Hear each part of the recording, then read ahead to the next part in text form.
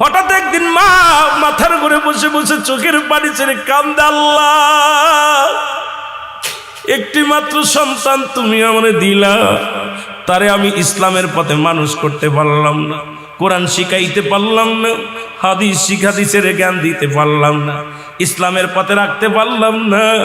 আমি মা হয়ে আল্লাহ তোমার কাছে ফরিয়াদ করলাম, তুমি শোনো নাই রে আল্লাহ। আল্লাহ যদি নাই তুমি শোনো, আমার মাতাল সন্তানকে তুমি ঈমান দিয়ে দাও, ও যদি মারা যায় যেন ঈমানের সাথে মৃত্যুবরণ করে। জোরে বলো আল্লাহু আকবার। এ মুসলমান শুনে নাও, মা দোয়া করে, মায়ের দোয়া কবুল হয়ে গেছে আল্লাহর দরবারে। ছেলে ডাকতে বলে, মা আমি যাব হাসান বসরির কদমের মধ্যে, কিন্তু আমি উঠতে পারি না, দাঁড়াইতে পারি না, বসতে পারি না রে মা, তুমি যদি একটু হাসান বসরি আমার বাড়ি ডাকতে, আমি খাস তওবা করে নিতাম, আল্লাহ যেন গুনাহ মাফ করে দেয়। এর মা জননী দৌড়াইলেন হাসান বসরির কাছে। হাসান বসরির কদমে যা ডাকতে বলে, হুজুর,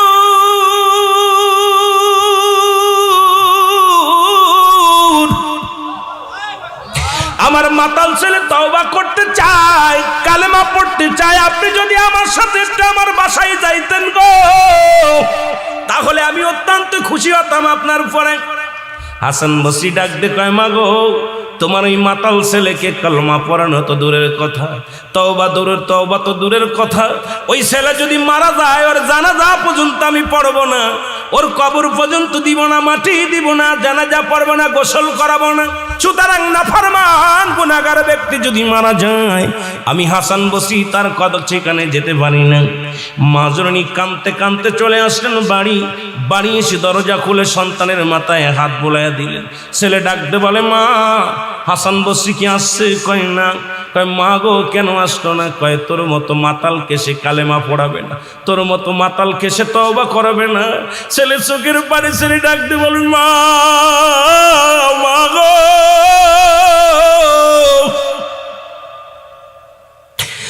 আমার মতো পাপীরে যদি দুনিয়ার মানুষ ঘৃণা করে, আমি যদি মারা যাই, জানি আমি মারা যাবো গো মা, মারা গেলে আমার এই লাশখানা কোনো গোরস্থানে শুয়াইবা না, যদি গোরস্থানে শুয়াও তাহলে গোরস্থানের মানুষের কষ্ট হবে রে মা। আমি মারা গেলে আমার গলার মধ্যে রশি লাগাইয়া টানতে টানতে জঙ্গলের মধ্যে ফেলে দিবা রে মা, নাই সমুদ্রে ফেলে দিবা, কারণ আমার মতো পাপীরে যদি গোরস্থানে রেখে দেয় অন্য ভাইয়ের কষ্ট হবে, অন্য ভাই বোনদের কষ্ট হবে। এই জন্য মা গো, আমার দেহ কানা তুমি দুনিয়ার মধ্যে কোথাও দাফন করবা না। মা একটা দাবি করে, যার দুনিয়ার মধ্যে ভুল করেছি রে মা, আমি ক্ষমা চাই। কানতে কানতে সন্তান দুনিয়া থেকে বিদায় হয়ে গেল। আল্লাহু আকবার বলুন। সন্তান মারা গেল, জনম দুঃখিনী মা চোখের পানি ছেড়ে কান্দে, মালিক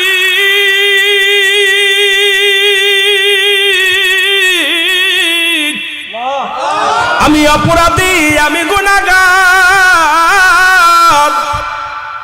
একটা মাত্র সন্তানকে আমি দিনের বুঝ দিতে পারি নাই, সন্তান মারা গেল, এই লাশ আমি কোথায় রাখবো, এই মরা দেহখানা আমি কোথায় ফেলে দিব রে আল্লাহ।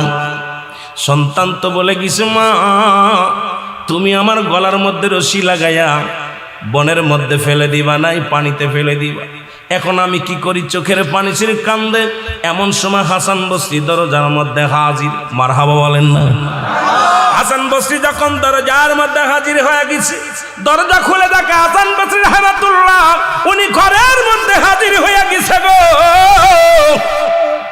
ডাকতে বলে, হুজুর আপনি আমার ঘরে? কই, মা গো, তোমাকে বিদায় করে দিয়া আমি জোহরের নামাজ পড়ে যখন যাই নামাজের পর ডান হাত মোবারক মাথার তলে দিয়ে ঘুমাইছিলাম, ইলহামের মাধ্যমে শুনতে পারলাম, হাসান যে মা তার সন্তানের জন্য ক্লাতি করে রে,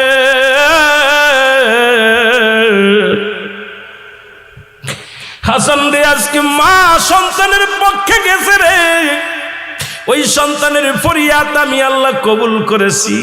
আমি আল্লাহ সন্তানের তওবা কবুল করেছি, কারণ মায়ের হাতটা আমি বিফলে যেতে দিই নাই।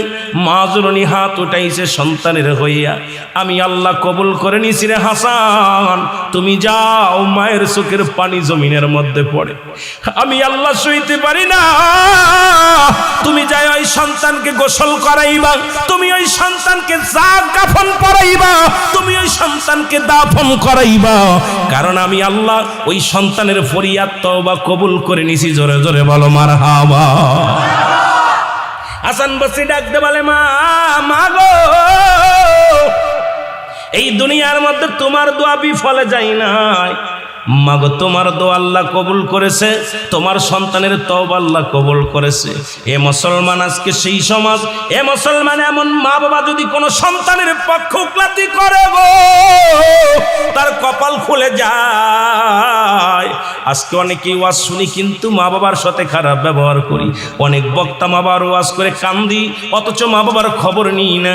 ও মুসলমান, আজকে মা বাবা বৃদ্ধ আশ্রমে, মা বাবা বুড়া বয়সে কত কষ্ট করে রে মুসলমান। আজকে মা বাবার হক আমরা আদায় করতে পারি না, আল্লাহর দরবারে কি জবাব দিব রে মুসলমান। আমি এই জন্য আমি আপনাদেরকে বলে যাই, তওবা করবা বেশি বেশি, আর মা বাবার যত্ন করবো বেশি বেশি গো। মা বাবারেও খুশি রাখবা, আমার আল্লাহ রাসূলকেও খুশি রাখবা, ইসলামের বিধান মেনে চলবা, দুনিয়া আখিরাত দুইটাই শান্তি পাবা। জোরে জোরে বলেন ঠিক কিনা? এ মুসলমান, গভীর মনোযোগ। লা ইলাহা, নাই কোনো ইলাহ ইল্লাল্লাহ, এক আল্লাহ ছাড়া, মুহাম্মাদুর রাসূলুল্লাহ, আল্লাহ পাকের প্রেরিত রাসূল বা বান্দা হলো নবী। মারহাবা বলো। আর একটু জোরে। আল্লাহ পাক একমাত্র ঠিকানা হলো রাহমাতাল লিল আলামিন। নবীকে ভালোবাসো, আল্লাহর প্রেমের ডুব দাও রে মুসলমান। এই কালেমা পড়লেন পৃথিবীর মধ্যে, এই কালেমা পড়ে ইসলামের মধ্যে ঢুকলা। আজকে মুসলমান, তুমি আল্লাহ ছাড়া কোনো মাবুদ নাই, অথচ আজকে বাংলার জমিনে মুসলমানেরা কোরআন নিয়ে অবমাননা করা হয়। আজকে কোরআনের প্রতি তওমাত দেয়া হয়, নবীর প্রতি তওমাত দেয়া হয়, সাহাবীদের প্রতি তওমাত দেয়া হয় রে মুসলমান। শুনে নাও, কয়েকদিন আগে বড় কষ্ট পাইলাম, কোরআনকে বলতেছে কোরআনের ভিতর অধিকাংশ আয়াত জাল, কোরআনের ভিতর অধিকাংশ আয়াত হলো বানোয়াট, অথচ আল্লাহ বলেছেন জালিকাল কিতাবু লা রাইবা ফীহি। জোরে বলো মারহাবা। মুসলমান, যার ভিতরে কোনো সন্দেহ নাই, যার কোনো জবর ভুল নাই, জেরের ভুল নাই, নুক্তার ভুল নাই। আজকে বাংলার জমিনের কিছু শায়েখ আছে যারা কোরআনের ব্যাখ্যা দিতে যায় কোরআনের ভুল ধরেছে।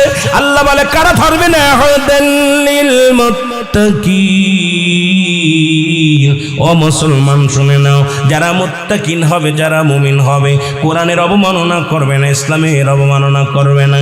এই জন্য যারা চন্দ্র পূজা করে, যারা প্রতিমা পূজা করে, যারা দুনিয়ার মধ্যে আল্লাহ ছাড়া অন্যকে সাক্ষী বানায়, দেবতা বানায় পূজা করে, আল্লাহ বলে হাবিব ওদের জানায়া দাও। আমি ছোট্ট একটা সূরা পড়ে আলোচনা শুরু করেছি, সূরা ইখলাস। আল্লাহ বলে হাবিব ওদের জানায়া দাও, আল্লাহু আল্লাহু আহাদ আল্লাহুস সামাদ লাম ইয়ালিদ ওয়া লাম ইউলাদ ওয়া লাম ইয়াকুল লাহু কুফুয়ান আহাদ। জোরে জোরে চিল্লায়া চিল্লায়া বলেন আল্লাহু আকবার। আল্লাহ ডাকতে বলে, হাবিব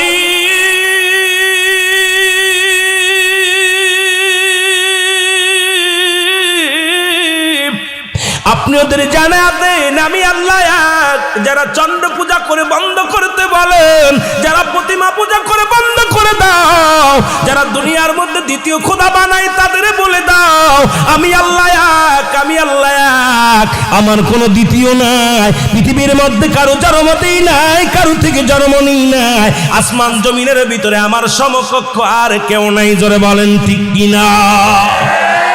পূজা করবো কার? জিকির করব কার? বন্দেগি করব কার? জিন্দেগি করব কার?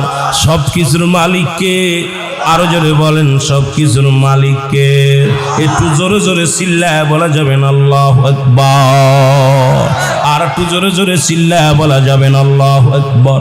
এ দুনিয়ার মুসলমান শুনে নাও, এই জন্য আমি আজকে অনেক যুবক ভাইয়ের আছো গো, যুবকদের বলে যাই, এই কালেমা পড়লেন, এ দুনিয়ার মুসলমান, কালেমার জন্য কত যুবক জীবন দিয়া গেল, এই কালেমার জন্য জীবন বাজি রাখলো। শুধু লা ইলাহা নাই কোন ইলা ইল্লাল্লাহু এক আল্লাহ ছাড়া, মুহাম্মাদুর রাসূলুল্লাহ আল্লাহ পাকের প্রেরিত রাসূল বা বান্দা হলো। এই কালেমার ওয়াজ যদি করি রাত কেটে যাবে রে মুসলমান, দেখা যাক কত পর্যন্ত আগাইতে পারি। আমি আপনাদের কয়েকটা কথা বলে যাই, দিলের কান্ডা লাগায় শুনে নেন। এই যুবক ভাইয়েরা শুনে নাও, এই যুবক কালেমা পড়লেন। কে পড়ল রে? দুনিয়ার মধ্যে আব্দুল হুজ্জাব নামে একজন যুবক কালেমা পড়লেন। লা ইলাহা নাই কোনো ইলা ইল্লাল্লাহু এক আল্লাহ ছাড়া। সে জিকির করতে লাগলেন আর কয় ইল্লাল্লাহু ইল্লাল্লাহ লা ইলাহা, আরো জোরে বলেন ইল্লাল্লাহু ইল্লাল্লাহ লা।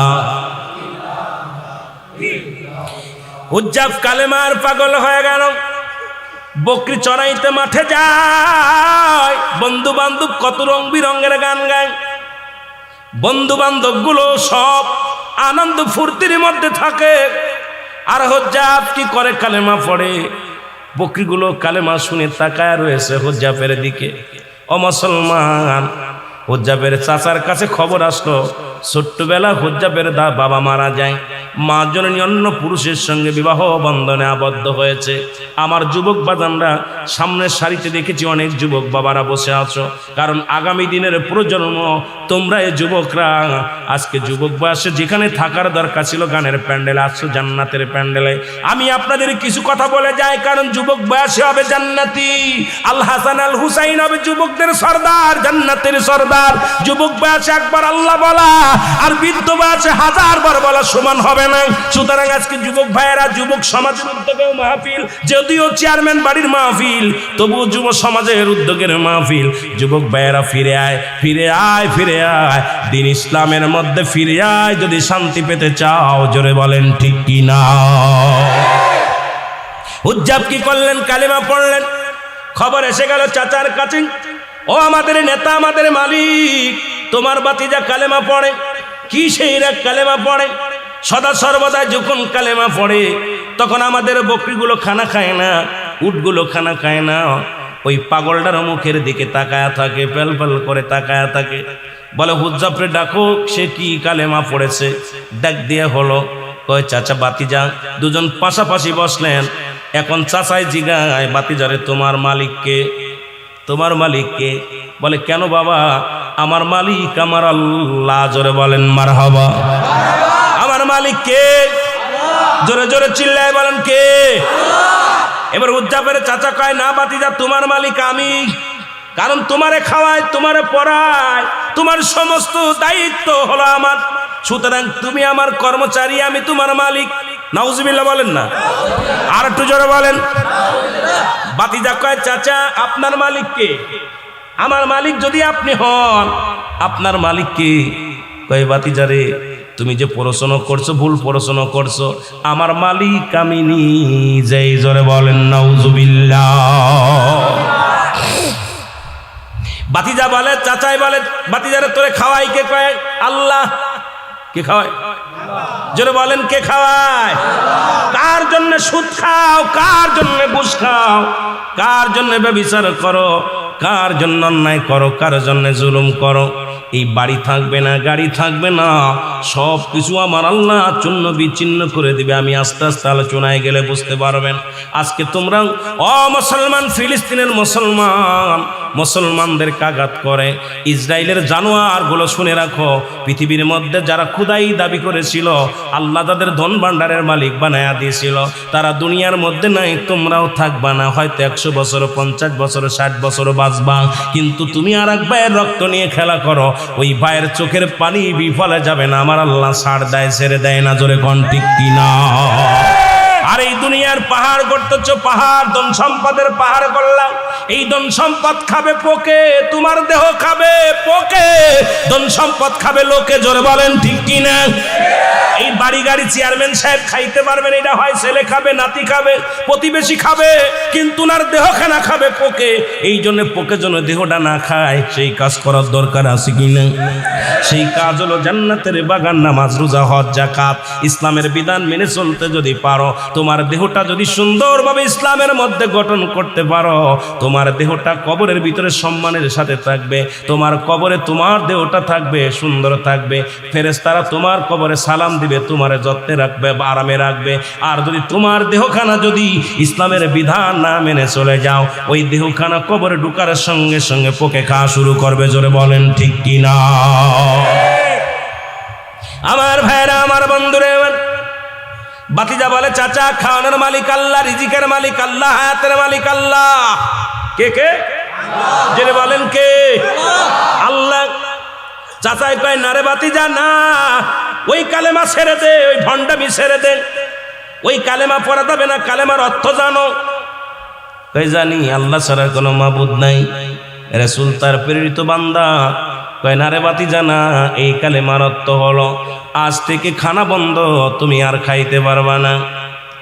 চাচা বাতিজা কয়, বাতিজা আলহামদুলিল্লাহ, যদি কালেমার অর্থ খানা বন্ধ হয়, আমি গোলাম আজ থেকে খানা খাবো না, আমি গোলাম আমার জীবনে একটা খানা খাবো না। যদি কালেমার অর্থ হয় খানা বন্ধ, চাচা খানা ছেড়ে দিলাম, তবু মধুর কালেমা ছাড়ব না, লা ইলাহা ইল্লাল্লাহ। এ মুসলমান, গভীর মনোযোগ, কথাগুলো বললে বুঝতে পারবেন। জগৎ বিখ্যাত একজন আল্লাহর মাহবুব বান্দার কথা বলে আমি শুরু করি, তওবার কথা দিয়া শুরু করি। মুসলমান, এখানে আসছি কিছু আমল নেওয়ার জন্যে, এখানে আসছি গুনাহ মাফের জন্যে, এখান থেকে যেন আল্লাহ মাসুমের মাসুম বানায় দেয়। জীবনে কত অন্যায় করলাম, জীবনে কত পাপ করলাম, জীবনে কত অপরাধ করলাম, আল্লাহ রিয়াজুল জান্নাহ বেহেশতের বাগান পাইলাম, এই বাগানের খাতিরে আমাদেরকে তুমি ক্ষমা করে দাও। জোরে বলেন আমিন। এই দুনিয়ার মুসলমান,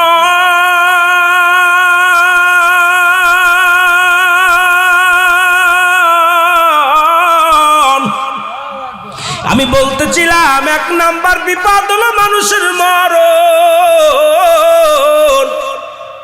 দুই নাম্বার বিপদ হলো মানুষের কবর, তিন নাম্বার বিপদ হলো কিয়ামতের ময়দান। একটার পর একটা বিপদ রে মুসলমান। এই মরণের কথা বলতে যাইয়া আমি আপনাদেরকে বলতেছিলাম, সবচাইতে সহজ মৃত্যু যদি এত কঠিন হয়, তাহলে তাদের কঠিন মৃত্যুটা কত কঠিন হয়। ও দরদি বন্ধু, একটা কথা বললে বুঝতে পারবেন রে মুসলমান। মা মরিয়াম আলাইহিস সালাম, ঈসা ইবনে মরিয়ামের মা, ঈসা নবী একদিন বসে আছে, মা মরিয়াম ডাকতে বলে, বাবা বাজারে যাও, কিছু ফল নিয়ে আসো আমার জন্য, আমি দুঃখিনী মা, কিছু ফল খাবো। মা মরিয়াম যখন হুকুম দিলেন, হযরত ঈসা আলাইহিস সালাম কি ফলের সন্ধানে ঈসা নবী ছাকা নিয়ে ঝুড়ি নিয়ে চলে গেলেন ফল আনতে। বাজারে যখন ফল আনতে চলে গেলেন, আজরাইল আলাইহিস সালাম জমিনের মধ্যে আগমন করলেন। কত ছেলে কলেজে পড়ে লেখাপড়া করে চাকরি করবে, আজরাইল সামনে খাড়া হয়ে গেছে, মোটর সাইকেল নিয়ে গেছে, শেরপুরে বাজারে পথের মধ্যে লাশ হয়ে ফিরেছে। কত কপি বাবারে আমার বিদেশের মাটিতে গেছে টাকা কামাইতে, লাশখানা কফিনে করে এসে গেছে। জোরে বলেন ঠিক কিনা? কারণ মরণের কোনো সময় নাই, টাইম নাই, কখন মৃত্যুবরণ হয়ে যাবে, কখন যেন মালাকুল মউত চলে আসবে কেউ বলতে পারি না রে বাবা। এই জন্য আমি আপনাদেরকে বলে যাই, অনেকে মনে করি বুড়া হলে নামাজ পড়বো, বুড়া হলে রোজা রাখবো, বয়স হলে, এখনো তো বয়স হয় নাই। কারণ মরণের কোনো সিরিয়াল নাই, কে কখন চলে যাবে কেউ বলতে পারি না। জোরে বলেন ঠিক কিনা? আমার ভাইরা, আমার বন্ধুরা, এর মারিয়াম, মারিয়ামের কাছে আজরাইল ডাকতে বলে, সালাম দাও, আসসালামু আলাইকুম মা মারিয়াম।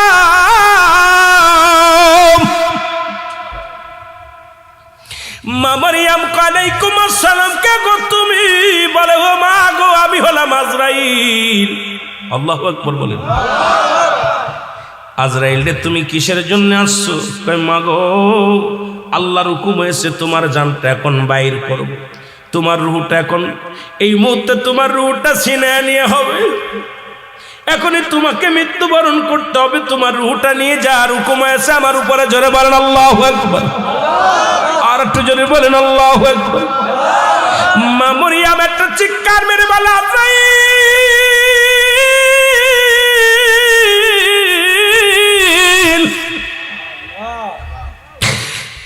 তুমি আমার নিবার আইছো, কোনো দুঃখ নাই, তবে আমাকে একটু সময় দাও, আমাকে একটু সময় দাও।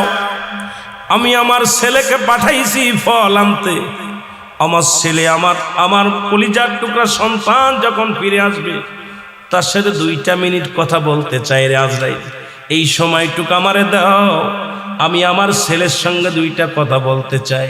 আজরাইল বলে মা সময় নাই, কারণ আল্লাহর হুকুম হয়েছে আপনাকে 2টা মিনিট আমি সময় দিতে পারবো না। ও মা মরিয়ম, এখনই হুকুম হয়েছে আপনার রূহটা কবজ করার জন্য, সুতরাং 2 মিনিট কেন 2 সেকেন্ড সময় যে আমার দ্বারা সম্ভব নয়। আপনি প্রস্তুতি নেন, আপনার রূহ কেন আমি বাইর করবো। জোরে জোরে চিল্লায় বলো আল্লাহু আকবার। আজরাইল হুকুম দিলে, হুকুম পাইলে তোমার মতো মৌলবী আমার মতো মৌলবী মুন্সি দেখার সময় নেই, খালি হুকুম আসতে পারলে দেখা যায় সিজদার মধ্যে পড়ে আছে, রুকুর মধ্যে পড়ে আছে, ঘুমের মধ্যে মরে আছে। কারণ কখন কোন হালাতে নিব, আল্লাহ যখনই হুকুম দিবে আজরাইল তখনই সেই হালাতেই ধরে ফেলবে। জোরে বলেন ঠিক কিনা? আজরাইল আলাইহিস সালামকে মারিয়াম আলাইহিস সালাম বলে, ও আজরাইল, আমি ভয় করি না, মৃত্যুকে ভয় করি না, মৃত্যুকে পরোয়া করি না, তুমি আমারে নিয়ে যাবা, যদি আমার কথাই যদি না শুনবা তাহলে আমি প্রস্তুতি নিলাম, তুমি আমার রূহটা নিয়ে যাও। সঙ্গে সঙ্গে আজরাইল আলাইহিস সালাম রূহটা নিয়ে গেছে, মা মরিয়ম জমিনের মধ্যে পড়ে গেছে। জোরে বলো আল্লাহু আকবার। মরিয়ম আলাইহিস সালাম কি বলছে, সঙ্গে সঙ্গে জমিনের মধ্যে পড়ে গেছে গো।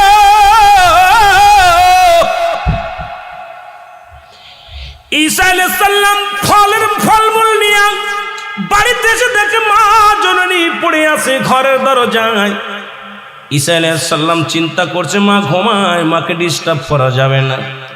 ফলের জাকা মায়ের মাথার গড়ে রেখে ঈসা আলাইহিস সালাম দাঁড়াই রইলেন, মা কখন জাগবে, মা কখন উঠবে, কখন ফল খাবে, বল বাবা তুমি ফল আনছো নি। ঈসা আলাইহিস সালাম দূরে দাঁড়ায় রইলেন, আম্মা মরিয়ম ঘুমাইতেছে। ও মুসলমান, অনেকক্ষণ চলে যায়। ঈসা আলাইহিস সালাম কে আমার মা আমার বাড়িতে যখন পা রাখতাম রে, আমার দুঃখী মা পায়ের শব্দ শুনে কোনোদিন ঘুমাই নাই রে। আমার জনম দুঃখিনী মা যখন আমি ঘরে ফিরে আসতাম, পায়ের শব্দ শুনিয়া বলতো, ঈসারে আইসো নি বাবা, ও বাবা তুমি কি ঘরে আইসো? আজকে যেহেতু মা ডাকে নাই, মার কোনো অসুখ হলো নি। মায়ের হাতটা যখন ধরলেন, দেখে মায়ের আর প্রাণ পাখি নাই, মা দুনিয়া থেকে নেছে বিদায়। চোখের পানি ছেড়ে কান্দে আর বলে আল্লাহ। মায়ে আনতে বললো ফল, মায়ের বুঝি পরাণে ফল চেয়েছিল, আমি ফল আনিয়া মাকে আর পাইলাম না, তুমি মাকে নিয়ে গেলে আমার আল্লাহ, তুমি আমার মা জননীকে নিয়ে গেলা। চোখের পানি ছেড়ে কাঁদতে লাগলেন, কাঁদিয়া কাঁদিয়া বলে আল্লাহ তুমি তো আমাকে সেই পর দিছো জিন্দা ডারে মরা ডারে বাঁচানো। ঈসা আলাইহিস সালাম ডাক দে বলে আল্লাহ সেই ক্ষমতা আমারে দিয়া দাও, আমার মাকে একটু জাগাইব। সঙ্গে সঙ্গে আল্লাহ ক্ষমতা দিয়ে দিলেন, হুকুম দিলেন ঈসারে তোর মারে ডাক দে। সঙ্গে সঙ্গে ঈসা আলাইহিস সালাম ডাক দেয়, মা আর ঘুমায় না, ওঠো। মা জননী লাফতে উঠলেন, মারহাবা বলেন। মা জননী বলে বাবা রে তুমি ফল নিয়ে আইসো নি? আল্লাহু আকবার। মা গো তুমি আর ফল খাইতে পারবা না গো মা, ফল তো নিয়ে আসলাম, তুমি আর জগতে নাই, তবে একটা কথা জানার জন্য তোমারে জাগাইছি গো মা। মা বলে বাবা কিসের জন্য জাগাইলি বল? কয় মা গো তোমার সঙ্গে আজরাইল কি রকম আচরণ করেছে আমি জানতে চাই। আল্লাহু আকবার বলে। তোমার সাথে আজরাইল আলাইহিস সালাম কি রকম আচরণ করেছে জানতে চাই। মা মরিয়ম ডাকতে বলে বাবা ঈসা রে, তোরে দুনিয়ায় আনতে যত কষ্ট হয়েছে বাবা, এই দুনিয়ার মধ্যে আজরাইল আমার জানটা যখন বাইর করেছে আমি এত বড় যন্ত্রণা, এত কঠিন যন্ত্রণা ইতিপূর্বে কোনদিন পাই নাই। জোরে জোরে চিল্লায় বলা যাবে না আল্লাহু আকবার। ঈসা আলাইহিস সালাম একটু ক্ষিপ্ত হয়ে গেছে, আমার মা জানটা এত কষ্ট করে। আজরাইল, আজরাইল, আল্লাহ কয় যা আজরাইল, আমার বন্ধু ডাকছে শুনে আই কি কয়। আজরাইল শুনে এসে কয় হুজুর আসসালামু আলাইকুম। ওয়ালাইকুম আসসালাম। বলো আমার মা জানটা কেমনে নিছো? তো হুজুর আমার তো আপনি দেখছেন আমার পা জমিনের ভিতরে, মাথাটা আকাশে, আসমানে আমার মাথা মুবারক। সারা পৃথিবীর পানি যদি আমার মাথার ভিতরে ঢেলে দেয় একটু পানি জমিনের মধ্যে পড়বে না, আমি এত বড় দানব। হুজুর আমি তো সবার জান কবাজ করার জন্য দুনিয়া আসি না, একমাত্র আল্লাহ প্রিয় বান্দাদেরকে, বান্দিদেরকে জানটা রুহটা নেওয়ার জন্য আমি আদবের সঙ্গে আসি। সুবহানাল্লাহ বলেন না। অন্য এই সমস্ত ঘুষখোর, সুদখোর, জিনাখোর, ব্যভিচারখোর, বেনামাজি জানটা কবাজ করতে আজরাইল দুনিয়া আসে না। উপর থেকে একটা হুক্কার দিবে, রুহটা সঙ্গে সঙ্গে বাইরে হয়ে যাবে। আর যে আকৃতি ধরবে, ধরার সঙ্গে সঙ্গে কলিজাটা কমিতে পারে, হয় পিছনের রাস্তা দিয়ে, সামনের রাস্তা দিয়ে, চোখ দিয়ে, কান দিয়ে, নাক দিয়ে, কোন জায়গাতে বাইর হবে, পালানোর জায়গা পাবে না। ঠিক কিনা? পালানোর কোনো জায়গা পাবে না। আজরাইল বলো আমার মা জানটা কেমনে করেছে? হুজুর আপনার মাকে আমি সালাম দিয়ে শুধু আপনার মায়ের বুকের উপরে হাত মুবারক রাখছি, এরকম আস্তার গায়ে টাচ দিছি। কোন রকম সন্তান যেমনি মায়ের বুকে দুধ খাইতে খাইতে ঘুমায় যায়, ঠিক আপনার মায়ের জানটা আমি ঠিক এইরূপ ভাবে আমি কবাজ করেছি। জোরে বলেন না মারহাবা। মারিয়াম আলাইহিস সালাম বলতেছে আজরাইল তুমি কি শুনাইলা? এত সহজ মৃত্যু আমাকে এত কঠিন দিছো, আমার সমস্ত দেহের মধ্যে মনে হচ্ছে যে আমার চামড়া ছুলে তুমি কাঁচা মরিচ, এই শুকনা মরিচ আমাকে যেন সমস্ত মরিচ এবং লবণ ডলে দিছো। এত যন্ত্রণা, এত কষ্টে আমার জীবনে আমি এই হায়াতের জিন্দেগিতে আমি পাই নাই। আল্লাহু আকবার বলেন। এই মৃত্যু যদি তুমি এত কঠিন দিতে পারো তাহলে কঠিন মৃত্যুটা কত কঠিন। আজরাইল বলে মাগো পৃথিবীর মধ্যে ওই সমস্ত নাফরমান বান্দাদের রূহটা এমন ভাবে নেওয়া হবে তাদের গায়ের যন্ত্রণা কিয়ামত পর্যন্ত গা থেকে যাবে না। তাদের যন্ত্রণায় ওই কবরে যত ভয়াবহ আযাব আছে, কবরের ভিতরে যত ভয়াবহ জাহান্নামের আগুনের মধ্যে, যত জাহান্নামের অগ্নিকাণ্ডে যত ভয়াবহ আযাব আছে, তার চাইতে সবচেয়ে কঠিন ভয়াবহ আযাব হলো মৃত্যু যন্ত্রণা তাদের। আল্লাহু আকবার বলেন। আরো জোরে, আরো জোরে। তাহলে ইয়া দ্বারা বোঝা গেল যে আমার আপনার রূহটা কেমনে বাইর করে। আমি আপনি এত ফালাফালি করতেছি, এত বাড়াবাড়ি করতেছি, ঘটনাটা কি? ঠিক এই রকম হযরতে আপনার ইদ্রিস আলাইহিস সালামকে জান্নাতের মধ্যে আছে। সুবহানাল্লাহ বলেন না। আরো জোরে বলেন, ভালো করে বুঝে নেবেন। ইদ্রিস আলাইহিস সালাম জান্নাতের মধ্যে আছে, রূহটা কবাস হলো। এরপরে ইদ্রিসকে আবার জিন্দা করলো, আবার তাকে জান্নাতে দিল। ইদ্রিস আলাইহিস সালামকে আল্লাহ জিগায়, ইদ্রিস ও বন্ধু তুমি কি জান্নাত পেয়ে খুশি? বলে হ্যাঁ খুশি হয়েছি, তবে আমার একটা কষ্ট। কি কষ্ট? আল্লাহ তোমার আজরাইল মনে আমার সাথে ভালো ব্যবহার করে নাই, তোমার আজরাইল আমার সাথে দুর্ব্যবহার করছে। কি কারো দুর্ব্যবহার?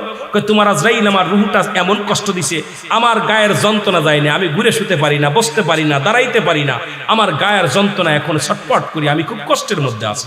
আল্লাহু আকবার বলেন না। আল্লাহ কয় আজরাইল তাড়াতাড়ি যা। আমার বন্ধু কি কয়? ইদ্রিস আলাইহিস সালামের কাছে আজরাইল আলাইহিস সালাম চলে আসছে। আয়েশা বলতেছে হুজুর আপনার কাছে আমি আসছি, কিছু জানতে চান? কয় আমি তো জান্নাত পেয়ে, আল্লাহর নিয়ামত পেয়ে অনেক খুশি হয়েছি, হ্যাপি হয়েছি, আর নিয়ামতে ভরপুর সব পাইলাম, কিন্তু আজরাইল আগে বলো আমার জানটা কেমনে বাইর করেছিল। ইদ্রিস আলাইহিস সালাম বলা পর আজরাইল আলাইহিস সালাম বলে হুজুর হুজুর আপনার রুহটা আমি এত আসানে যেমন একটা ফুল ছেড়ে বা একটা পিপিলিকায় কামড় দেয়, আপনাকে তো এত পরিমাণও আমি কষ্ট দিই, আপনাকে আমি এত পরিমাণও কষ্ট দিই নাই, শুধু আমার হাত মুবারকের সোয়া দিছি আপনার গায়ের মধ্যে, আপনার সোয়া ও তার আপনার হুকুম নিয়ে আপনার গায়ের মধ্যে সোয়া দিছি, আপনার রুহটা আমি আসান করে এত আসানে সুন্দরভাবে একদম বুলাকে যেমন মাথায় হাত বুলায় বুলায় ঘুম পাড়ায়, আপনার রুহটা ঠিক এত সুন্দরভাবে আমি নিয়েছি। ইদ্রিস আলাইহিস সালাম একটা চিৎকার মেরে বলা, আজরাইল এই যন্ত্রণা এত সহজ মৃত্যু যদি এত কঠিন হয়, তাহলে তুমি যাকে কষ্ট দিয়ে মারবে তাদের কত কঠিন হবে। জোরে জোরে চিল্লায় বলো আল্লাহু আকবার। এই পৃথিবী চিরদিন থাকার জায়গা নাই, অন্ধকার কবর যে তোমার আসল ঠিকানা রে মানুষ, অন্ধকার কবর যে তোমার। এই আমি চলে যাব, আমায় তোমরা ভুইলা যাইও না, আমি চলে যাব, আমার মরণ আসিবে কখন কেউ তো জানি না, আমার মরণ। এর কত মানুষের দাপন করাইলা রে,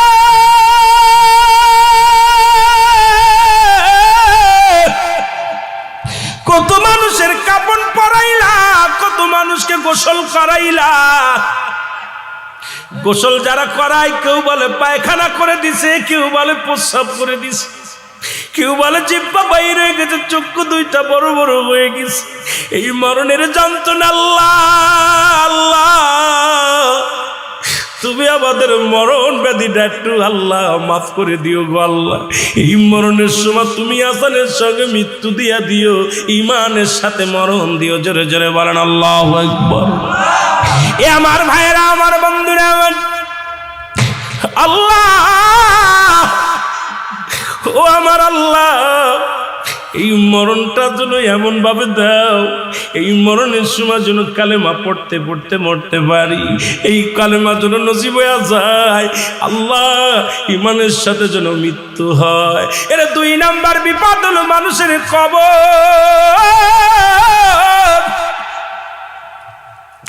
এত ভয় আজকে মানুষের, কবরের ভয় নাই।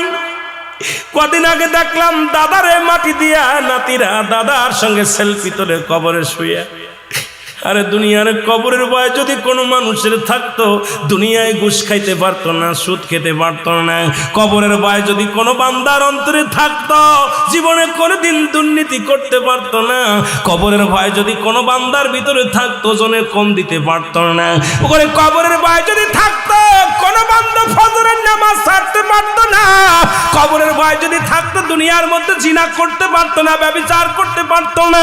কবরের ভয় যদি থাকতো, মিথ্যা বলতে পারতো না। আসলে আমাদের কবরের ভয় নাই। ও মুসলমান, দ্বিতীয় বিপদ হলো মানুষের কবর। এই দ্বিতীয় বিপদ হলো আমাদের কবর। জোরে বলেন আল্লাহু আকবার।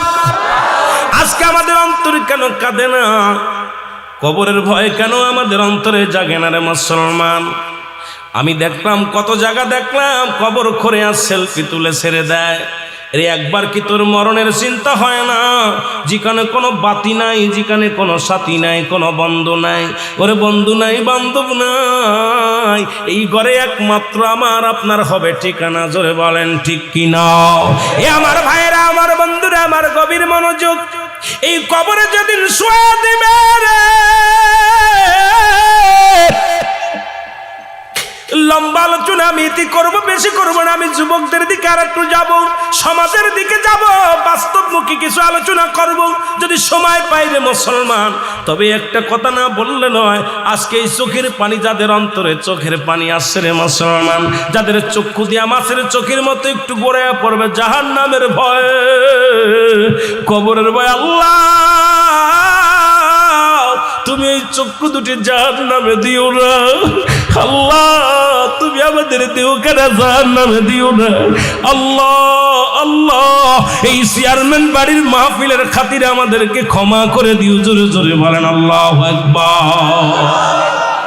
রে আদর করিয়া মানুষ আল্লাহ বানাইয়া বলেন আদর করিয়া মানুষ আল্লাহ বানাই কেমনে দিয়া জাহান্নামে ফেলিয়া বলেন কেমনে দিবা জাহান্নামে মহব্বতে বলেন আদর করিয়া মানুষ আল্লাহ বানাই বলেন আদর করিয়া মানুষ আল্লাহ বানাই কেমনে দিবা জাহান্নামে ফেলিয়া বলেন কেমনে সকলে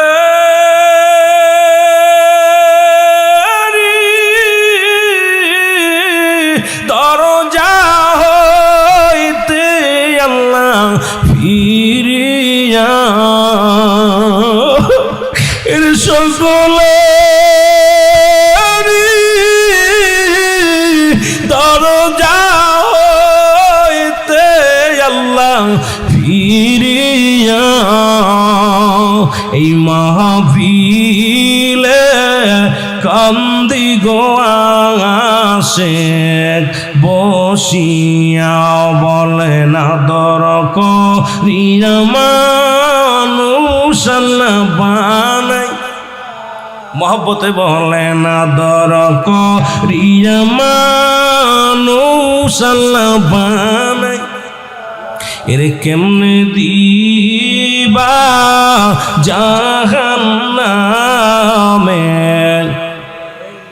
এ দুনিয়ার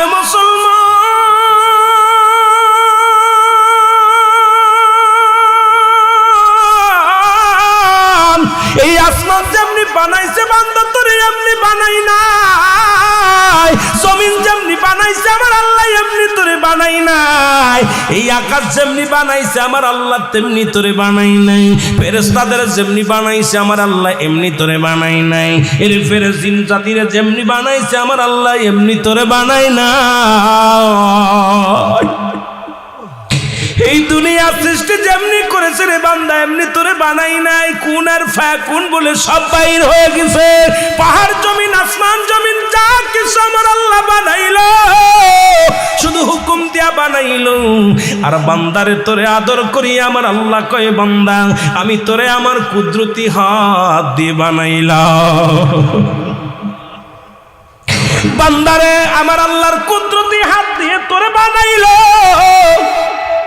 একবার তোর মুখের দিকে তাকায়া দেখ তোর কত সুন্দর নাকটা বানাইলো কত সুন্দর মুখটা বানাইলো কত সুন্দর তোর গালটা বানাইলো কত সুন্দর চোখ দুটি বানাইলো কত সুন্দর দুটি কান দিল বান্দারে 3.5 ইঞ্চি 4 ইঞ্চি একটা কপাল দান করলো এই বান্দা হাজারো গুনাহ করিয়া তখন সিজদার মধ্যে যায় বলে সুবহান রাব্বিল আলা আল্লাহ বলে যখন ডাক দেয় আমার আল্লাহ লজ্জা পেয়ে যায় কারণ আদর করে বান্দা বানাইছে এই বান্দা যখন নত সুরে আল্লাহ বলে ডাক দেয় আমার আল্লাহ জিন্দেগির সব গুনাহ মাফ করে দেয় জোরে বলেন মারহাবা এই জন্য ফেরেশতাদের যেমনি বানাইছে বান্দা তোর এমনি বানাই নাই তোর কত দাম এই মানুষের কত দাম মানুষের কত ইজ্জত মানুষকে কত মহব্বত করে আমার আল্লাহ বানাইলো আল্লাহ কয় বান্দা এই আকাশ জমিনের মধ্যে যা কিছু আমি আল্লাহ বানাইলাম শুধু হুকুম দিছি রে বান্দা আমি বান্দা হুকুম দিয়া সব বানাইলাম আর এই মানব জাতিকে আমি আদরের বান্দা বান্দিরে আমি বানাইলাম আমার কুদরতি হাত মোবারক দিয়া সেই আল্লাহ পাকের সঙ্গে নাফরমানি কেমনে করে বান্দা একবার কি মরণের চিন্তা হয় না কবরের চিন্তা হয় না জোরে জোরে বলেন ঠিক কি না আদর করিয়া মানুষ আল্লাহ বানাই বলেন আদর করিয়া মানুষ আল্লাহ বানাই এর কেমনে দিবা জাহান্নামে ফেলিয়া বলেন কেমনে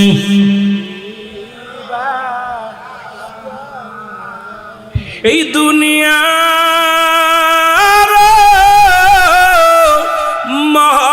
মহব্বতে আল্লাহ পড়িয়া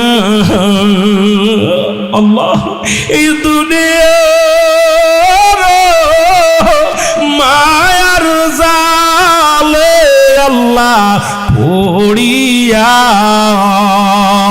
নামাজ রোজা সবই গদিছি সারিয়া পাখি যে দিন ফাঁকি দিয়া চলিবে সোনার খাসা বিছানাতে রহিবেন সাপে কাটবে গর্জন মারবেন হায় রে হায় আগুন ঢালিয়া দিবেন কলি যায় আগুনের তাপ যখন গায়ে বান্দা লাগিবে গায়ের গোস্ত খইসা খইসা পড়িবে বলে না দর করিয়া মানুষ আল্লাহ বানাই কেমনে দিবা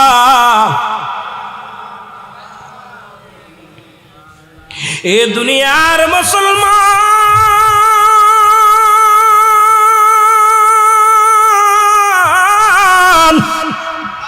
আমি এই জন্য বলতেছিলাম দ্বিতীয় বিপদ হলো মানুষের কবর এই কবরে যেদিন শোয়াবে সর্বপ্রথম দুজন ফেরেশতা আসবে তার নাম হলো নুমান ফেরেশতা আল্লাহু আকবার আমরা জানি কবরে শোয়াইলে একজন ফেরেশতা আসবে মান কারণে কিরি ফেরেশতা আপনার দু কাঁধে দুজন বর করে রাখছে কেরামান কাতিবিন দুনিয়ার জিন্দেগিতে যা যা করছেন সব লিখে রাখছে দুজন ফেরেশতা কবরে যেদিন শোয়ানো দিবে সঙ্গে সঙ্গে কবরের মধ্যে আসবে নুমান ফেরেশতা আপনাকে রুহটা পৌঁছাতে বলবে বান্দা চেয়ারম্যান সাহেব দুনিয়ার মধ্যে আল্লাহ রুহটা দিয়েছিল আজরাইল জানটা নিয়েছিল আর আমি নুমান ফেরেশতা আপনার রুহটা ফেরত দিয়ে গেলাম এই নেন রুহটা ফেরত দিয়ে দিলাম দিয়া পর বান্দারে জাগাইবে চক্ষু দিয়া দেখবে না অন্ধের মতো সব টের পাবে অন্ধ মানুষ যেমন দুনিয়ার আলো বাতাস দেখতে পায় না কানে সবই শুনতে পায় রে মুসলমান শুনে নেন এইরকম যখন রোমান ফেরেশতা ডাকতে বলবে বান্দা ওঠো এবার হাতের মধ্যে দুখানা কাগজ আনবে নোমান ফেরেশতা একখানা আনবে বদির কাগজ একখানা আনবে নেকির কাগজ এই কাগজখানা হাতের মধ্যে দিয়া বলবে বান্দারে 80 বছরের জিন্দেগি তুমি পাইলা 70 বছরের জিন্দেগি তুমি পাইলা কত রাকাত নামাজ পড়েছো কত জায়গা কোরআন খতম পড়েছো কত জায়গা তুমি ইসলামের দাওয়াত দিয়েছো কয়টা হাদিস শোনাইছো কয়েক তো তুমি নামাজ কাজা দিছো সব কিছু লিপিবদ্ধ আছে গো বলবে বান্দা তুমি এবার লেখা শুরু করো ভালো কাগজ দেখিয়া পরীক্ষার খাতা হাতে নিয়া বান্দা বলবে ফেরেশতারা রে আমি লিখবো আমি কলম পাবো কই আমার রোমান ফেরেশতা ডাকতে বলবে বান্দারে তোর ডান হাতের শাহাদাত আঙ্গুল মুবারক হলো তোমার কলম আমার দেশের অনেক ভাই অনেক আলেম ওলামা সুন খায় আঙ্গুলে এই আঙ্গুলটা তো সুন খাওয়ার জন্য নয় রে বাবা এই আঙ্গুলটার এত দাম চন্দ্রটাকে দ্বিখণ্ডিত করেছে রাহমাতুল লিল আলামিন চাই আঙ্গুলের ইশারায় আবার ইয়াউমাল কিয়ামতের ময়দানে যেদিন তুমি অন্ধকার কবরে শোবা তোমার আমল নামা লেখা লাগবে ডান হাতের শাহাদাত আঙ্গুল মুবারক দিয়া এই হাতের মর্যাদা জানো রে মুসলমান শুনে নাও এই ডান হাতের আঙ্গুল শাহাদাত আঙ্গুল মুবারক হবে কলম বান্দা বলবে ফেরেশতারা রে অনুমান ফেরেশতা আমি কলম পাইলাম কালি কই বলে কালি হলো তোমার মুখের থুতু মুবারক এখন এই থুতু মুবারক পবিত্র রাখতে হবে আজ থেকে আর গাঁজা খাওয়া যাবে না বিড়ি খাওয়া যাবে না তামাক খাওয়া যাবে না ওরে অনেক আলেম আছে পানের মধ্যে এত হানিক জর্দা না হলে পান চলে না আবার বিড়ির বিরুদ্ধে ওয়াজ করে রে মুসলমান শুনে নাও বড় কষ্ট হয় আমার তখনই বিড়ি তো আগুন বানায় উড়ায় দেয় আর আলেম সাহেব জর্দা না হইলে পান খাইতে পারে না কয়টা হলো মুবারক মুসলমান, অধিক পরিমাণ মাকরু সেবন করলে হয় সগীরা গুনাহ, সগীরা গুনাহকে ছোট করে দেখলে হয় কবিরা গুনাহ, কবিরা গুনাহকারী জাহান্নামী, জাহান্নামী, জাহান্নামী। এখন কয় সগীরা গুনাহ, সগীরা গুনাহ, মাকরু, মাকরু, মাকরু, অধিক পরিমাণ মাকরু সেবন করলে হয় সগীরা গুনাহ। কি গুনাহ? হয়তো অনেকের গায়ে লাগবে বিলে আওয়াজ আসতে হয়েছে, কি গুনাহ? জোরে বলেন কি গুনাহ? সগীরা গুনাহ। এবার সগীরা গুনাহকারী বেশি, সগীরা গুনাহ বেশি করলে হয় কবিরা গুনাহ, কবিরা গুনাহকারী হবে জাহান্নামী। এখন তুমি বিড়ির বিরুদ্ধে ওয়াজ করো, আগে পানের মধ্যে জর্দা ছেড়ে দাও। মুসলমান এই কথাটা বললেই তো অনেক কালেমের গায়ে লেগে যায়, তখন তোরে মুসলমান শুনে নাও। এর মুসলমান দেলের কান্ডা লাগা, শোনো, পান খাও, বারণ করি না, এটা হাড়ের রোগের ওষুধ। পানের রোগটা, পানের সেই পানের রসটা হলো হার্ট রোগের, হাড়টা তারে মজবুত করে। কিন্তু এর মধ্যে তুমি বিষাক্ত তামাক 1 কেজি ছাড়া হয় না। আবার তুমি বিড়ির বিরুদ্ধে ওয়াজ করো, কয় বিড়ি হারাম। আছে না? অনেক মৌলবি ওয়াজ করার পান খায় জর্দা দিয়া, ওয়াজ করার খায়। এই হচ্ছে কি, নিজে যেটা ছাড়তে পারিস না আবার একজনে বলার দরকার নেই। যেরকম ঠিক কিনা? রাগ রাগ করতেছেন? কয়টা বাজে? কয়টা বাজে? সারা দিন বাবারে আপনারা চলতেছে, কিন্তু আমার চলতেছে না, কারণ আমার দৌড় পড়তেছে খালি পিঠের মধ্যে।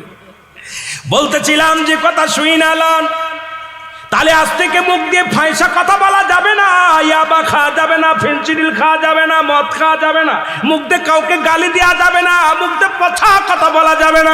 মুখটা পবিত্র রাখার দরকার আছে কি না?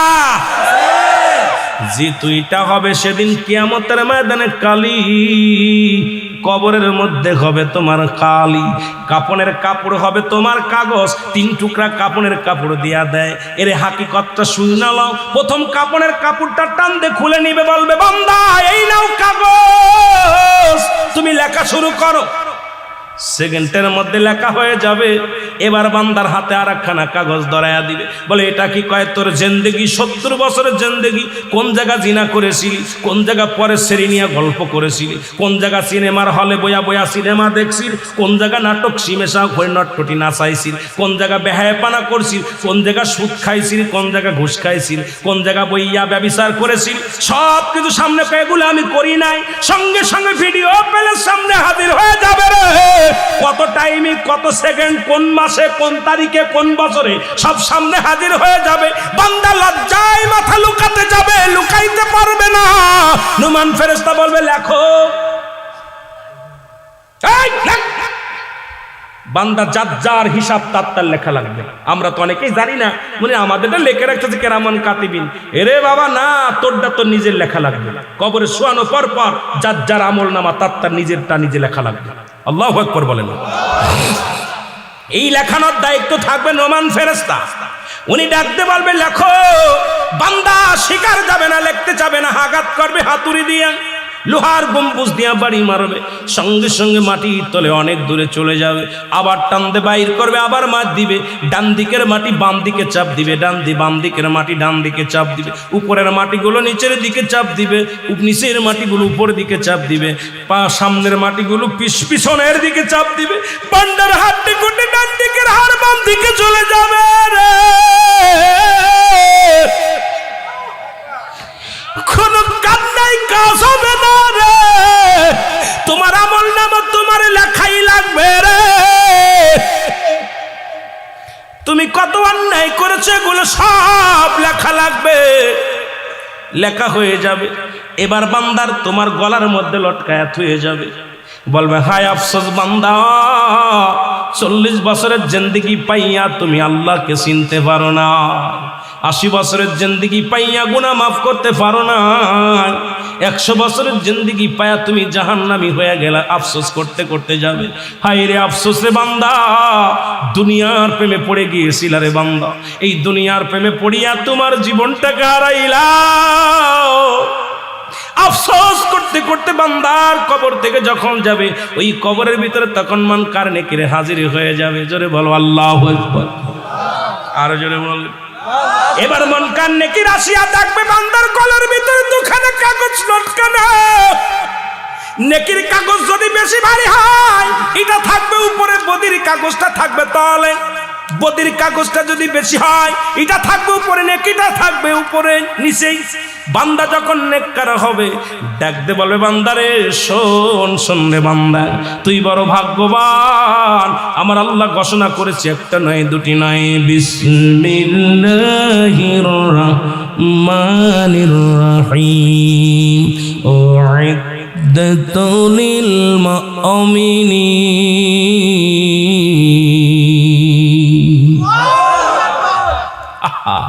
বান্দারে তুই মুমিন, তুমি মুত্তাকিন, তোর জন্য প্রস্তুতি আছে, একটা নয় দুটি নয়, 8টা। কয়টা? তোর জন্য প্রস্তুতি করে রাখছে আমার আল্লাহ 8টা জান্নাত। কয়টা জান্নাত? জোরে বলেন, কয়টা জান্নাত? ভয় পান না? কয়টা জান্নাত? যেতে চান না কিরা কিরা একটু হাত তোলেন। চান না? যেতে চান না কিরা কিরা? আরে বাবা, শেরপুরের মানুষ ধরা পড়ে গেছে। শেরপুরের নাইয়া বড়ই তলা যাইয়া কি বিশ্ব পাগল বানাইল রে, ঠিক কিনা? এই শেরপুরের মানুষ ধরা পড়ে গেছে রে বাবা। জান্নাতে যেতে চাই সবাই, জোরে বলেন ঠিক কিনা? আর জোরে বলেন ঠিক কিনা? এ মুসলমান, জান্নাতে যেতে চাই, জোরে বলেন ঠিক কিনা? আরো জোরে, আরো জোরে, ঠিক কিনা? ও মুসলমান, কয়টা জান্নাত? কয়টা জান্নাত? সব করাই চাই, কতক্ষণ? সব করাই। কারণ আল্লাহর গোলামি করবো, একটা নয়, সব করা চাই, সব বাড়ি আমার। কতক্ষণ? আল্লাহ পাক দিয়ে দিবে, কয়ে বান্দারে যেটা খুশি যা। কারণ সারা জীবন গোলামি করছি, সারা জীবন কষ্ট করছি, শীতের রাত্রে জেগে জেগে তাহাজ্জুদের নামাজ পড়ছি, কোরআন পড়েছি, না খেয়ে থাকছি, ঘুষ খাস নাই, সুদ খাস নাই। বান্দারে আজকে তোর জন্য খোলা আছে সব করা দরজা। তোর যেটা ভালো লাগে এটা দিয়ে ঢোক, আর যেটা ভালো লাগে সেটা দিয়ে বাইর হ। শুধু আবাদান আবাদান, চিরস্থায়ী একমাত্র ঠিকানা হবে তোর জান্নাত। আরো জোরে বলেন আল্লাহু আকবার। জাহান্নামীদের জন্য প্রস্তুতি করে রাখছে আমার আল্লাহ, বলে বিসমিল্লাহির রাহমানির রাহিম উইদ্দাতুল লিল কাফিরিন। আমি আল্লাহ কাফের, বেঈমান, মুনাফিকদের জন্য প্রস্তুতি করে রাখছি কয়টা জাহান্নাম? জোরে বলা যাবে? জোরে বলা যাবে? কয়টা জাহান্নাম? আল্লাহ বলে কাফের, বেঈমান, মুনাফিকদের জন্য রেখে দিলাম 7টা জাহান্নাম। কিরা কিরা যাবেন? সালাক হয়ে গেছি বা হুজুর মাগুরার মানুষের কাছে আর মানতে রাজি নয়, কারণ মাগুরা থেকে এসে শেরপুরের মানুষের ঠগায় দিয়ে যাবে, হবে না। গতবার ঠগেছি, বার টিকতে চাই না। ও মুসলমান শুনে নাও, কারণ 7টা জাহান্নাম রাখছে বেঈমান মুনাফিকদের জন্য। আর জাহান্নামের গেটের মধ্যে লাগানো আছে একটা গাছ, সেটার নাম হলো জাক্কুম নামে কাঁটাযুক্ত গাছ। এই গাছের গাছগুলো গ্রাস করে ফেলবে, জাহান্নামীদেরকে পালাইতে যাবে, ধরে আনবে, ধরে ধরে গিরে গ্রাস করে ফেলবে। জান্নাতের গেটে লাগানো থাকবে সিদরাতুল মুনতাহা, বড়ই গাছ। এ মুসলমান, যে বড়ই গাছে কোনো কাঁটা থাকবে না, ফল থাকবে। এখন কোন তাফসীর কারক বলেছে সিদরাতুল মুনতাহা শব্দের অর্থ বড় নহর, আবার কোন কিতাবের মধ্যে আছে এটা শব্দের অর্থ হলো বড়ই গাছ। জান্নাতের মধ্যে থাকবে বড়ই গাছ, যে গাছে কোনো কাঁটা থাকবে না, শুধু ফল থাকবে। রাসূল আকরাম সাল্লাল্লাহু আলাইহি ওয়াসাল্লামকে যখন নবীজি মিরাজ করলেন, মিরাজের মধ্যে যাইয়া সিদরাতুল মুনতাহায় নামাইলেন। জিবরিল আমিন কয়, আল্লাহর নবী কয়, জিবরিল রে কোথায় রাখলা? বলে হুজুর এইটা রেখে দিলাম সিদরাতুল মুনতাহায়। নবী দেখলেন তাকায়া জান্নাতুল মাওয়া। আল্লাহু আকবার বলেন না? নবী তাকায়া দেখলেন জান্নাতুল মাওয়া। নবী বললেন এটা কি? কয় হুজুর এটা একটা জান্নাত, এই জান্নাতের নাম হলো জান্নাতুল মাওয়া। নবী কয় গাছটা কি? কয় হুজুর এটা হলো বড়ই গাছ। এই সিদরাতুল মুনতাহায় নবীকে রাখলেন। কয় নবী গো, এই জান্নাতের মধ্যে যারা যাবে কাঁটাযুক্ত ফল খায়া তৃষ্ণা নিবারণ করবে, ক্ষুধা নিবারণ করবে। মুসলমান শুনে নাও, শুনে নাও, আজকে বড়র পাতা গরম জালে দিয়া গোসল করায় দাও। হাকিকতটা জানার দরকার, হাকিকত জানতে পারলে মজা লাগবে। জোরে জোরে চিল্লায় বলো ঠিক কিনা? আমার ভাইয়েরা, আমার বন্ধুরা, আমার কবরটা হলো এইরকম অবস্থায় থাকবে। 3য় নাম্বার বিপদ হলো কিয়ামতের ময়দান। লম্বা আলোচনা করলে রাত কেটে যাবে, আলোচনা করতে পারবো না। কিয়ামতের ময়দান কিসের ময়দান? জোরে বলেন, কিসের ময়দান? কিয়ামতের ময়দান, এই কিয়ামত হওয়ার আগে ঈসা আলাইহিস সালামের আগমন ঘটবে, খানে দাজ্জালের আগমন ঘটবে, ও মুসলমান এজিদ মজুদের আগমন ঘটবে। এখন বাংলাদেশে অধিকাংশ বেঈমান মুনাফিকেরা খানে দাজ্জাল মুসলমান শুনে না, ইমাম মেহেদী সাজছে। অনেক জায়গা পীরেরা ইমাম মেহেদী বলে দাবি করেছে 40 জন ভণ্ড ইমাম মেহেদী আগমন করবে। ইমাম মেহেদীর নাম থাকবে মুহাম্মদ। কি নাম থাকবে জোরে বলেন, কি নাম? একটু বলে যায়, কাজে লাগবে। এই ওয়াজটা আগে দরকার, কারণ এই ওয়াজটা করতে দেরি করে ফেলেছি। কারণ বর্তমান জামানার মুসলমানদের ঈমান হরণ করতেছে। বলতেছে অনেক পীর সাহেব ইমাম মেহেদী সেজে বসে আছে। মুসলমান শুনে নেন, ইমাম মেহেদী বাংলার জমিনে আগমন করবে না, বাংলার জমিনে জন্ম নিবে না। বাংলার জমিনে যারা ইমাম মেহেদী বলে দাবি করবে, দুইটা জুতার বাড়ি মারতে পারলে তার নেকি হবে, জোরে বলেন ঠিক কি না? ইমাম মেহেদী আলাইহিস সালামের বংশ থাকবে বদুয়া বংশ, গোত্র থাকবে বদুয়া গোত্র। এ মুসলমান ফাতেমার বংশধর হবে। ভালো করে লিখে নেন, ভালো করে জেনে নেন। ইমাম মেহেদী আলাইহিস সালামের নাম থাকবে মুহাম্মদ। নাম থাকবে কি জোরে বলেন, কি থাকবে? এরে মুসলমান, হাসান বসরি রাহমাতুল্লাহ আলাইহি মুসলমান এর কদমের মধ্যে এক মাতালের গল্প বলি আমি, শুরু করব আলোচনা। আল্লাহর দরবারে যে ফরিয়াদ কবুল হয়, আল্লাহর দরবারে তওবা কবুল হয়। তওবাকারীকে আল্লাহ ভালোবাসে। তওবা করো, বেশি বেশি তওবা করো সকাল সন্ধ্যা রে মুসলমান। হাসান বসরি রাহমাতুল্লাহ এর কদমের মধ্যে এক স্বামী স্ত্রী দাম্পত্য জীবন আসা যাওয়া করত। এ মুসলমান, হঠাৎ করে স্বামী মারা যায়, স্ত্রীর গর্ভে সন্তান থাকে। স্ত্রী আর দ্বিতীয় বিয়ে করলেন না, এই সন্তানটাকে লালন পালন করলেন। চোখের পানি ছেড়ে ডাকতে বলে, আমার মালিক,